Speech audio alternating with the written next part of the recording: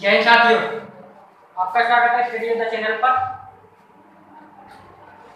हम पढ़ रहे थे अलंकार, यानी कि अलंकार में जो था अलंकार पहले ये कर चुके हैं। अर्थ अलंकार के कुछ अलंकार हमने पढ़ लिए, तो मतलब कुछ अलंकार अर्थ अलंकार कुछ रह गए हैं जिन्हें हम आज की क्लास में कंप्लीट करने वाले हैं। यानी कि आज जो है आपका अर्थ अलंकार, यानी कि और अलंकार को ही बोले तो पूरा अलंकार आपका आज क्लियर हो जाएगा। जो मुख्य मुख्य अलंकार थे अर्थ अलंकार के पास वो हमने पढ़ लिए, तो कुछ रह गए जिन्हें हम आज पढ़ते हैं।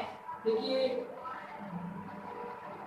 ये जो है अलंकार आपका, इससे क्वेश्चन आपको एग्जाम में देखने को जरूर 2 से 3 हमेशा देखने को मिलते, 2 क्वेश्चन कम से कम आपको देखने को मिलेंगे। तो आज जो पढ़ने वाले वो है हम आपके वो अलंकार हो गए आपके, जैसे अभी जैसे उल्लेख अलंकार, वो है आपका नंबर 1 जो है आज, मतलब इसलिए आज क्लास के हिसाब से करना अलंकार उल्लेख अलंकार।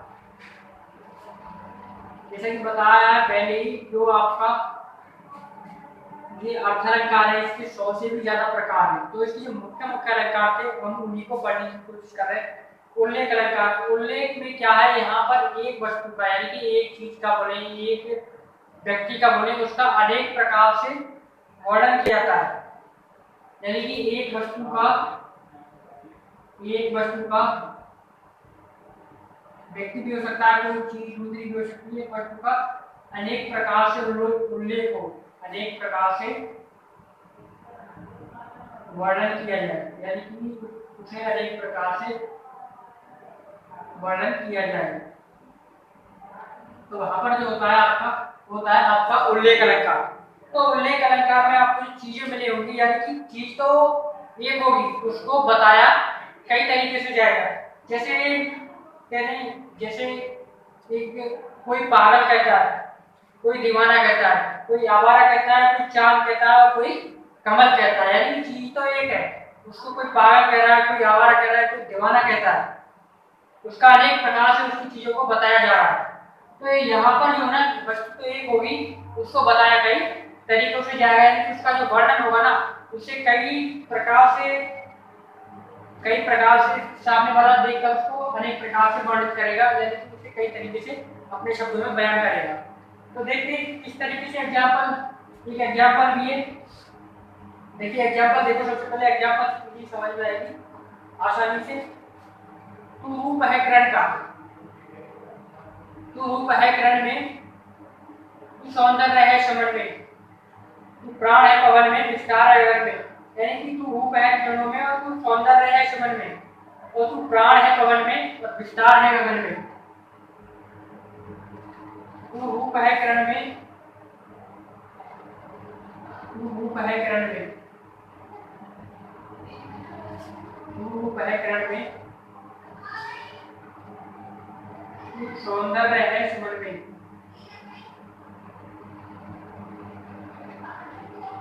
सौंदर्य है सुमन में, सौंदर्य। तू रूप है किरण में, तू सौंदर्य है सुमन में, तू प्राण है पवन में,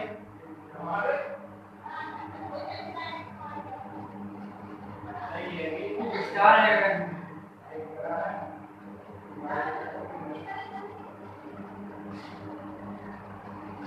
विस्तार है गगन में, यानी कि चीज एक है, व्यक्ति एक है, उसको किरण में भी बता रहा है, तू मैं किरण में, सौंदर्य है सुमन में, फिर कह रहा तू पवनों में भी प्राण है और उसके बाद कह रहा तू विस्तार भी है गगन में। तो क्या है, चीजों को कई तरीके से बताया गया है, यानी कि वस्तु एक चीज का उल्लेख जो है, यानी कि वर्णन जो है कई तरीके से किया गया है। तो यहाँ पर जो है आपका उल्लेख अलंकार है, जहाँ पर कभी भी किसी बात को अनेक तरीकों से वर्णन किया जाए तो वहां पर आपका उल्लेख अलंकार होता है। जब एक वस्तु का अनेक प्रकार से उल्लेख हो तो आपका उल्लेख अलंकार होता है। इसके बाद जो है आपका उल्लेख अलंकार के बाद है आपका मानवीकरण अलंकार। नंबर 2 मानवीकरण। जैसा देखो इसके नाम से ही पता चल रहा है, मानवीकरण इसमें क्या है, कोई एक निर्जीव वस्तु होगी, यानी कि कोई निर्जीव वस्तु होगी निर्जीव वस्तु होगी उसका किसी सजीव वस्तु के साथ उसे इस तरीके से बताया जाएगा कि निर्जीव वस्तु को एक सजीव वस्तु की ही संज्ञा दी जाएगी, यानी कि उसमें प्राण डाल दी जाएगी कि बता दिया जाएगा उसको इस तरीके से कि वो वस्तु भी सजीव है, यानी कि निर्जीव वस्तु को किसी सजीव वस्तु के साथ जोड़ दिया जाएगा। किसी निर्जीव वस्तु को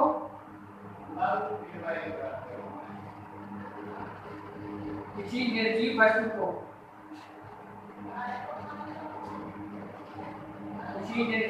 को सजीव वस्तु के साथ जोड़ दिया जाएगा।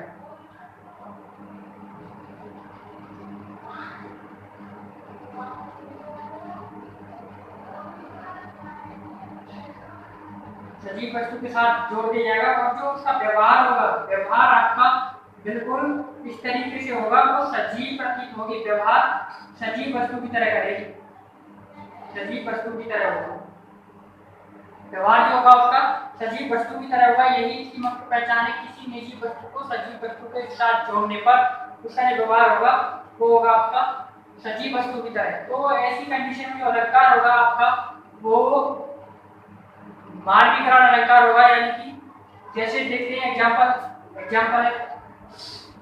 क्लियर होगी चीज आसानी से। जगी वनस्पतियां अलसाई मुख धोती शीतल से। जगी वनस्पतियां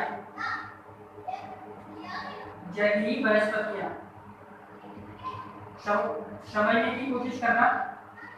जगी वनस्पतियां अलसाई मुख धोती शीतल जल से।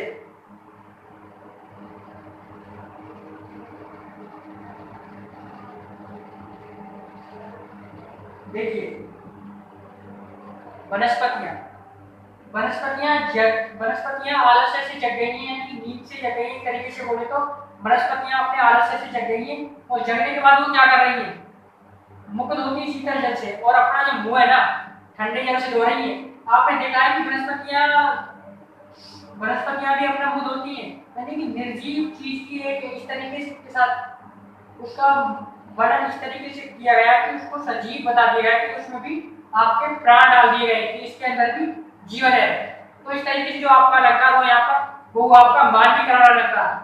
तो जगी वनस्पतियां अलसाई मुख धोती शीतल, जैसे कि वनस्पतियां भी ऐसे मुंह धो रही है जैसे मनुष्य मुंह धोता है ठंडे जल से। तो यहाँ पर जो है आपका मानवीकरण अलंकार है। इसके बाद जैसे देखते हैं दूसरा अलंकार, इसके बाद जो है अगला जिसे बोलते हैं नेक्स्ट अलंकार जो होगा आपका वो है आपका विभावना अलंकार। विभावना अलंकार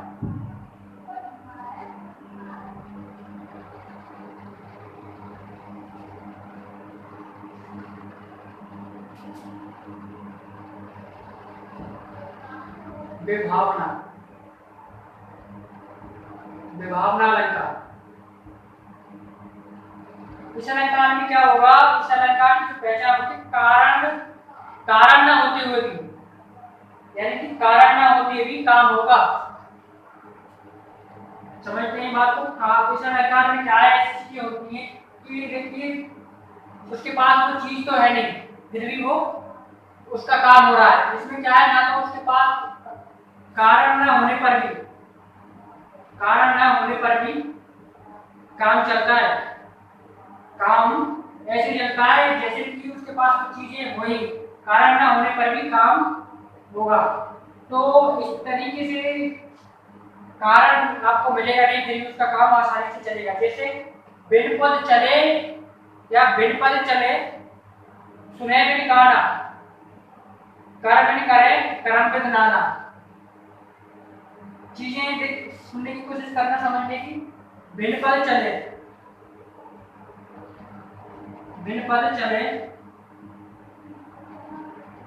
सुने बिन काना, बिन पद चले सुने बिन काना, कर बिन कर्म करे बिन नाना। कर बिन कर्म करे बिन नाना। देखिए बिना पैरों के बिना पैरों के कोई चीज चल रही है और बिना बिना काम के सुना जा रहा है, और बिना कुछ काम किए ही अनेक प्रकार से काम आपके हो रहे हैं। गाने का मतलब होता है अनेक प्रकार से, अनेक प्रकार से, अनेक विपद चले बिना बिना सुने भी काना कार्य कर्म करे बिंदाना, यानी कि बिना पैरों के तो चल रहा है और बिना कानों के सुन रहा है और बिना काम के ही काम हो रहा है। तो मतलब चीजें यानी कारण नहीं है फिर भी काम आपका आसानी से हो रहा है। तो यहाँ पर जो अलंकार है वो आपका विभावना अलंकार है। इसके बाद जो है आपका अलंकार यानी कि यही विशेषोक्ति अलंकार है आपका, विशेषोक्ति अलंकार, विशेषोक्ति अलंकार।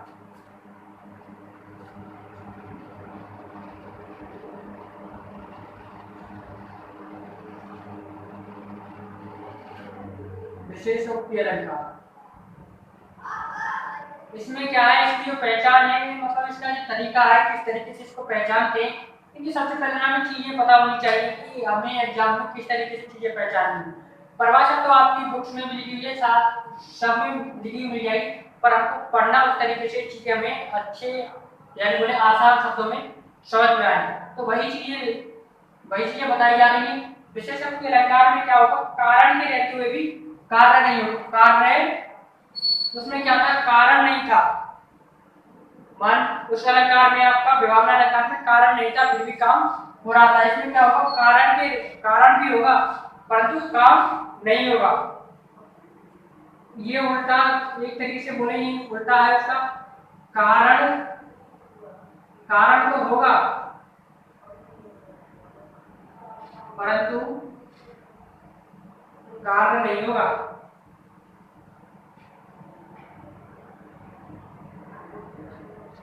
उसमें क्या था, कारण था पर उसमें कारण नहीं था, काम हो रहा था। इसमें क्या है, कारण होगा परंतु कार्य नहीं होगा। जैसे बोले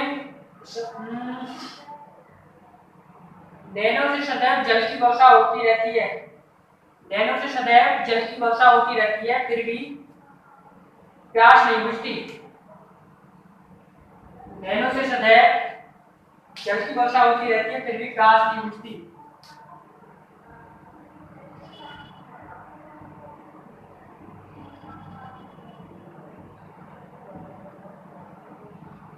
नैनों से सदैव जल की वर्षा होती रहती है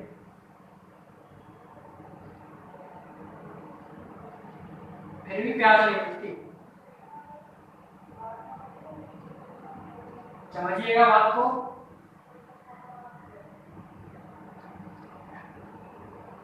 देखिए नैनों से सदैव जल की वर्षा होती रहती है फिर भी प्यास नहीं बुझती, यानी कि नेत्रों से जो आंखें हैं बारिश लगातार होती रहती है और जल भी इतना बचता है फिर भी जो है ना उनकी प्यास नहीं बुझती है। यानी कि चीजें हो रही हैं जो उसका मुख्य काम था उसकी प्यास बुझाना था जल का, बारिश नहीं हुई, यानी कि कारण तो था बारिश की हो गई, सब चीज हो गई, परंतु जो प्यास थी उसकी प्यास नहीं हुई। नैनों से हमेशा बारिश की वर्षा होती रहती है फिर भी उसकी प्यास नहीं बुझती। आप देखिए यहाँ पर जो है आपका इस तरीके से जो अलंकार है वो है आपका विशेषोक्ति अलंकार,